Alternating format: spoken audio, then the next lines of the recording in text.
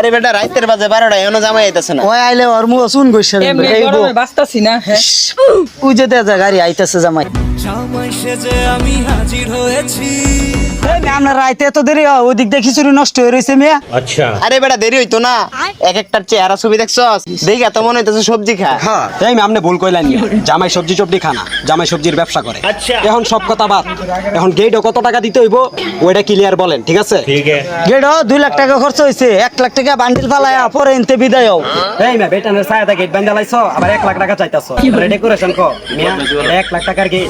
তোমরা নামে সবজির ব্যবসা করো। আচ্ছা সমস্যা নাই, টাকা 1 লাখই দিতাছি। হ্যাঁ তারপরেও গেট ছাড়ো, আর আমগর মন ছুড়ো না, আমরা সবজির ব্যবসা করি, বুঝতে হইব বিষয়টা। কি সমস্যা কি না? এই যে 1 লাখ চাইছি 1 লাখই দিতেছে, ছেড়ে দিমু।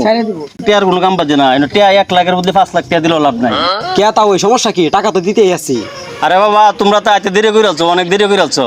আমার মেয়ে তো সন্ধ্যার সময় ভাগ্য উঠছে। আরে বাপরে এই কষ্ট আমি কিভাবে সইব? আরে বাবা তুমি কোনো চিন্তা করো না, তোমার কষ্ট বলার লাগে তো তোমার লাগে এক বছর লয়ে আইছি।